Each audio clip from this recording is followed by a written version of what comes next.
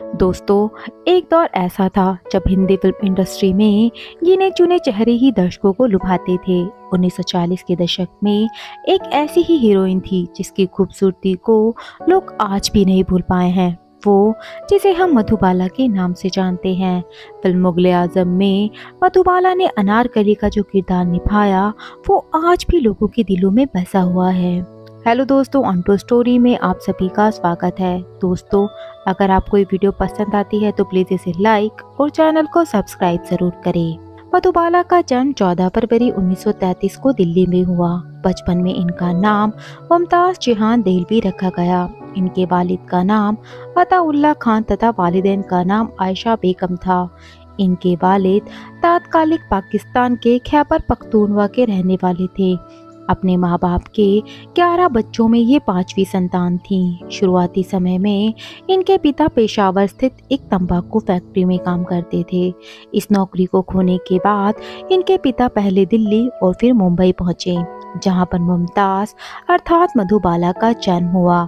उन्होंने छोटी सी उम्र में ही फिल्मों में काम करना शुरू कर दिया, जिसके चलते वह कभी स्कूल नहीं जा सकी। उन्हें उर्दू तो आती थी, लेकिन वह अंग्रेजी का एक शब्द भी नहीं बोल पाती थी। मधुबाला की पहली फिल्म साल 1942 में आई बसंत थी। ये फिल्म बहुत सफल हुई और इस फिल्म से मधुबाला को पहचाना जाने लगा। जानी मानी अभिनेत्री देविका रानी मधुबाला के अभिनय से बहुत प्रभावित थी। उन्होंने ही मुमताज देहलवी को मधुबाला के स्क्रीन नेम से काम करने की सलाह दी। साल 1947 में आई फिल्म नील कमल में महज 14 साल की उम्र में मधुबाला को राज कपूर के साथ कास्ट किया गया। ये फिल्म इनकी मुमताज के नाम से आखिरी फिल्म थी। इसके बाद आने वाली सभी फिल्मों में इनका स्क्रीन नेम मधुबाला रहा। मधुबाला के करियर में स्टारडम की चमक को साल 1949 के दौरान देखा जाता है। ये स्टारडम इन्हें बॉम्बे टॉकीज बैनर तले बनी फिल्म महल के साथ मिला। इस फिल्म के लिए हालांकि पहले मशहूर अभिनेत्री सुरैया को चुना गया था, किंतु स्क्रीन टेस्ट के दौरान फिल्म निर्देशक कमाल अमरोही को मधुबाला इस रोल के लिए अधिक फिट लगी और इन्हें इस रोल के लिए नियुक्त कर लिया गया। ये फिल्म इस साल भारतीय सिनेमा के बॉक्स ऑफिस पर तीसरी सफल फिल्म थी। इस फिल्म के बाद मधुबाला की दुलारी, बेकसूर, तराना तथा बादल जैसी फिल्में एक के बाद एक सफल साबित हुई। फिल्म मुगले आजम मधुबाला की जिंदगी की सबसे बड़ी फिल्म मानी जाती है। इस फिल्म में इन्होंने अनारकली की यादगार भूमिका निभाई है। इस फिल्म ने मधुबाला को पूरी तरह से अभिनय में ढलने का मौका दिया। अभिनय की दुनिया में आज भी इनके इस अभिनय का उदाहरण दिया जाता है। इस फिल्म के बनने के दौरान मधुबाला का स्वास्थ्य लगातार बिगड़ रहा था। इसका कारण ये भी था कि शूटिंग के लिए उन्हें लगातार जंजीरों में लंबे समय तक बंधा रहना पड़ता था और इस दौरान उन्हें मेकअप में होना पड़ता था। ऐसा माना जाता है कि शायद इसी वजह से इनकी लगातार तबीयत बिगड़ती रही, किंतु मधुबाला की परिश्रम और लगन की वजह से फिल्म बनने में किसी तरह की रुकावट नहीं आई। साल 1960 में 10 साल की मेहनत के बाद ये फिल्म बनी और सिनेमा हॉल पर आई। ये फिल्म अब तक की सबसे अधिक पैसे कमाने वाली फिल्म साबित हुई। ये रिकॉर्ड लगभग 15 सालों तक कायम रहा। इन 15 सालों में कई बड़े सुपरस्टार की बड़ी फिल्में आई, किंतु किसी की भी फिल्म द्वारा ये रिकॉर्ड नहीं टूट सका। साल 1975 में अमिताभ बच्चन की आई फिल्म शोले एक ऐसी फिल्म बनी जो ये रिकॉर्ड छूने में कामयाब हो सकी। वहीं उनकी पर्सनल लाइफ की बात करें तो दिलीप कुमार संग प्यार और ब्रेकअप, फिर किशोर कुमार के साथ शादी के चलते मधुबाला काफी लाइमलाइट में रहीं। लेकिन दिलीप कुमार से पहले मधुबाला एक्टर प्रेमनाथ को काफी पसंद किया करती थी। मधुबाला ने एक बार प्रेमनाथ को प्रपोज कर दिया। ये बात साल 1951 की है, जब फिल्म बादल में मधुबाला प्रेमनाथ के साथ काम कर रही थी। प्रेमनाथ को अक्सर फिल्मों में विलेन के रोल में देखा गया है। उन्होंने कहा कि शूटिंग के पहले दिन ही मधुबाला ने प्रेमनाथ के मेकअप रूप में घुसकर उन्हें प्रपोज कर दिया। उन्होंने प्रेमनाथ को हमेशा की तरह लव लेटर और फूल देकर प्रपोज किया।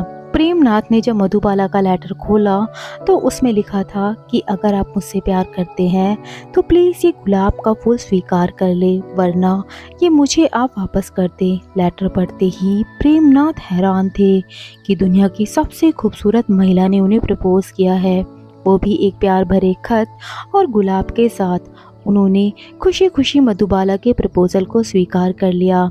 दोनों में प्यार की शुरुआत तो हुई, लेकिन यह रिश्ता जल्दी ही खत्म हो गया क्योंकि मधुबाला दिलीप कुमार के करीब आ गई थी। दिलीप कुमार और मधुबाला पहली बार सन 1944 में बन रही फिल्म जवार भाटा के सेट पर एक दूसरे से मिले। इन दोनों के बीच रिश्ते की शुरुआत फिल्म तराना करते हुए हुई। ये रिश्ता धीरे धीरे मजबूत हो रहा था, किंतु मधुबाला के पिता को ये रिश्ता मंजूर नहीं था। उन्होंने मधुबाला को दिलीप कुमार से शादी करने से मना कर दिया। मधुबाला अपने पिता के प्रति बहुत आज्ञाकारी थी और आखिर में ये रिश्ता परवान नहीं चढ़ सका। वहीं मधुबाला की बहन मधुर की माने तो दिलीप कुमार से उनका रिश्ता B.R. चोपड़ा की फिल्म नया दौर की वजह से टूटा, ना कि उनके पिता अताउल्ला खान के जिद से। इस फिल्म के कुछ हिस्सों की शूटिंग कर चुकी मधुबाला को मेकर्स ने बाकी शूटिंग के लिए ग्वालियर भेजना चाहा।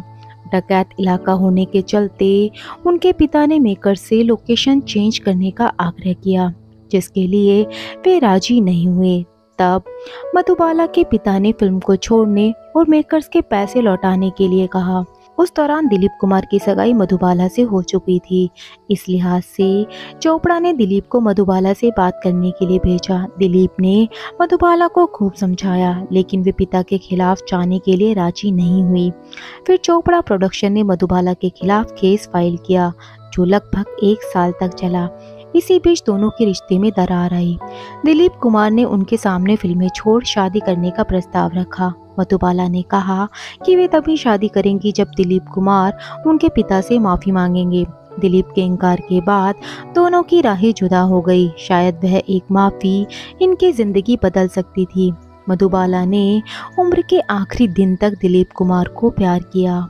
इसके बाद मधुबाला की शादी किशोर कुमार से हुई। सन 1960 में मधुबाला से शादी करने के लिए किशोर कुमार ने इस्लाम धर्म कबूल कर लिया और किशोर कुमार का नाम करीम अब्दुल हो गया। साथ ही इसी समय मधुबाला को एक भयानक रोग ने जकड़ लिया।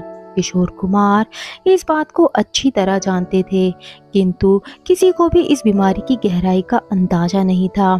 शादी के बाद इस रोग के इलाज के लिए दोनों लंदन गए। वहां डॉक्टर ने मधुबाला के हाल को देखते हुए कहा कि मधुबाला अब ज़्यादा से ज़्यादा 2 साल तक बच सकती हैं। इसके बाद किशोर कुमार ने मधुबाला को उनके पिता के घर में वापस ये कहते हुए छोड़ दिया कि वे मधुबाला का ख्याल नहीं रख सकते क्योंकि वे खुद अक्सर बाहर रहते हैं। लगातार मेडिकल जांच से ये पता लगा कि मधुबाला के दिल में एक छेद है। इस रोग को हालांकि फिल्म इंडस्ट्री से छुपाकर रखा गया। इस रोग की वजह से उनके बदन में खून की मात्रा बढ़ती जा रही थी और ये अतिरिक्त खून उनकी नाक और मुंह से बाहर आने लगता था।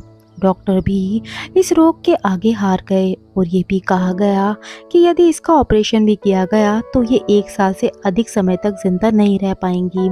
इस दौरान उन्होंने अभिनय करना छोड़ दिया। इसके बाद उन्होंने निर्देशन का रास्ता अपनाया।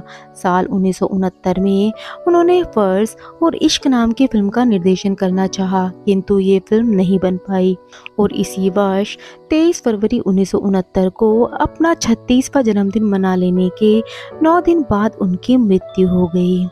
तो दोस्तों, ये वीडियो आपको कैसी लगी आप हमें कमेंट करके ज़रूर बताइएगा और अगर आपको ये वीडियो पसंद आती है तो प्लीज़ इसे लाइक और चैनल को सब्सक्राइब ज़रूर करें। Thank you.